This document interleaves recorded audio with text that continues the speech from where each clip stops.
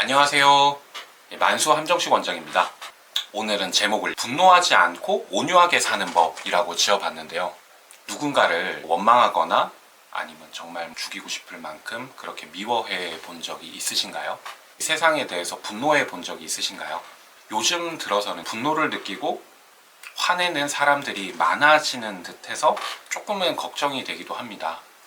저도 그런 사람 중에 하나였고 지금도 가끔 분노를 느낄 때도 있죠. 운전할 때도 자주 만나고요.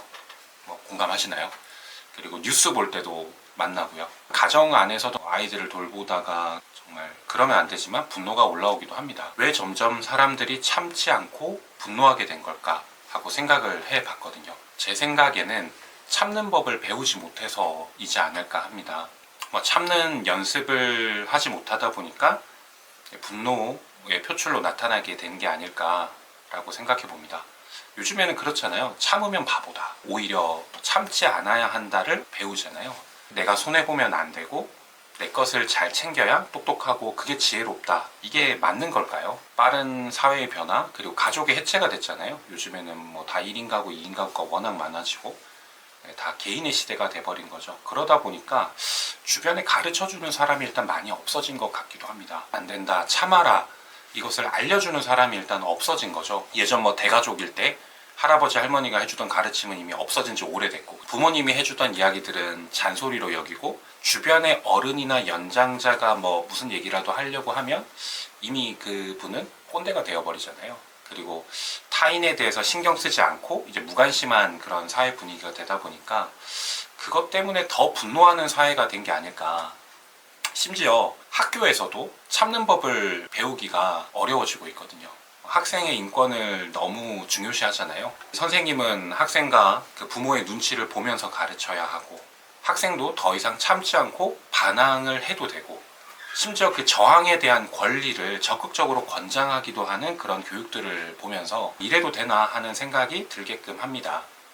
그러다 선생님들이 지쳐서 훈육을 하지 않게 되다 보니 친구에게도 분노하고 가족에게도 화를 내고 짜증내고, 그게 점점 확장돼서 다른 사람과 사회에 대한 분노로 이어지는 게 아닐까라고 생각해 봅니다. 분노를 하는 사람들이 많아진 이유는 스마트폰 때문도 있는 것 같습니다. 스마트폰으로 쉽게 얻을 수 있는 게 많다 보니 과거에 비해서 참으면서 견디는 연습을 못하면서 살게 된 게 아닐까도 생각해 봅니다. 예를 들면 심심할 때는 그냥 쇼츠나 릴스 같은 거 그냥 편하게 볼 수 있잖아요. 밥을 먹는다라고 하더라도 예전에는 음식을 만들어서 그렇게 먹었다면 지금은 그냥 쉽게 그냥 시켜 먹을 수 있잖아요. 그죠? 집 앞에 그냥 갖다 주기도 하고. 그러다 보니까 노력을 해서 얻은 가치의 소중함을 점점 잊게 만드는 게 아닐까 또 생각해 봅니다. 빠르고 쉽게 얻는 그런 즉시형 보상만을 추구하다 보니까 참고 힘들게 얻은 지연형 보상들, 노동, 출산, 양육, 공부, 운동 이런 것들에 대한 가치는 점점 뒷전으로 밀린 게 아닐까. 쉽게 얻을 수 있는 그런 즉시형 보상에 대해서만 반응을 하게 되고, 반대로 지연형 보상, 즉 참는 것은 잊게 되다 보니 그게 분노로 이어지는 게 아닐까 생각합니다. 또 다른 무슨 이유가 있을까요? 우리나라는 정말 빠르잖아요. 뭐든 빠름이죠. 정말 빠르죠.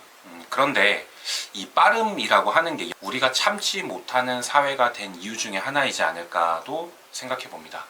우리나라 정말 다이나믹하잖아요. 근데 그런 만큼 잘 참지도 않고 화도 좀 많은 듯 합니다. 인정하시나요? 저는 그렇거든요. 자주 화내다 보니까 자꾸 다툼이 생기고, 의견이 다르거나 마음에 들지 않으면 그냥 쉽게 바꿔버리죠.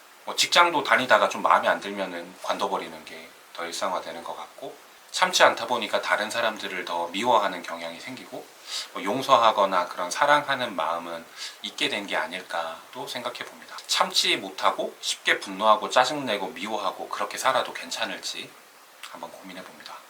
화내면서 분노를 표현하고 나면 좀 속이 후련할까? 저는 화내면서 풀고 나면 시간이 지나면은 조금 후회가 되기도 하더라고요. 이렇게까지 내가 화낼 일이 아니었는데 내가 뭐 때문에 화를 낸 거지?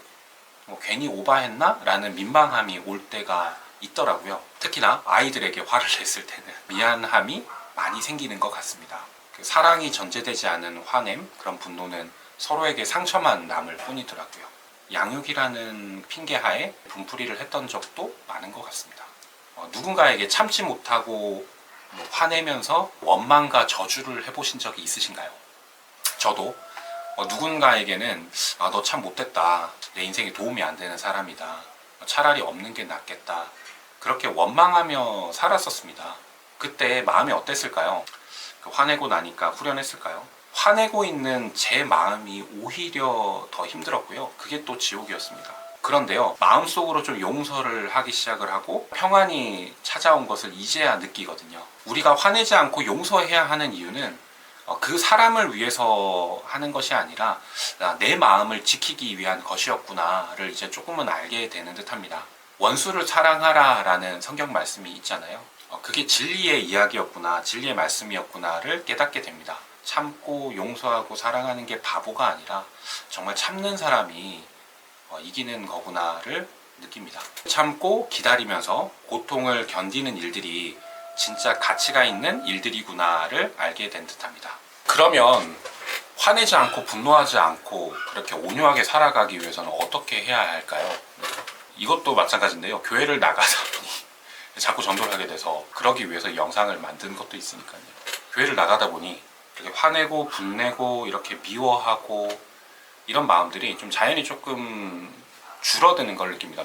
그 성경을 읽다 보면요, 그 온유라든가 오래 참음, 또는 절제, 기다림, 이런 이야기들이 참 많이 나오거든요. 노래도 있죠. 사랑은 언제나 오래 참고 사랑은 언제나 온유하며, 이게 고린도전서 13장에 나왔던 노래거든요. 교회를 다니고 성경에 나오는 이야기들로 설교 말씀을 듣다 보면 화냄보다는 좀 참을 수 있는 그런 절제하고 기다릴 수 있는 마음이 조금은 생기는 듯합니다. 내 마음대로 화내고 분노하면서 그렇게 살아도 된다, 그게 아니라 참으면서 살아야 한다라는 것을 좀 배우게 되고 그것을 이제는 조금 알 것도 같습니다. 물론 우리는 모두 연약한 죄인이잖아요. 그러다 보니까 또 화내고 또 미워하고 또 분노하겠죠. 그리고 또 다시 또 회개를 하겠지만, 그럼에도 불구하고 교회를 다니고 성경을 읽고 설교 말씀을 듣다 보니 온유하게 살아가기 위해서 노력하게 되는 듯합니다. 내가 좀 더 손해보면서 그렇게 살아도 괜찮은 세상이 되기를 바라보며 이 영상을 마치겠습니다. 부족하지만 그래도 도움이 되셨다면 구독과 좋아요 부탁드리고요. 오늘도 좋은 하루 되시고 시청해주셔서 감사합니다.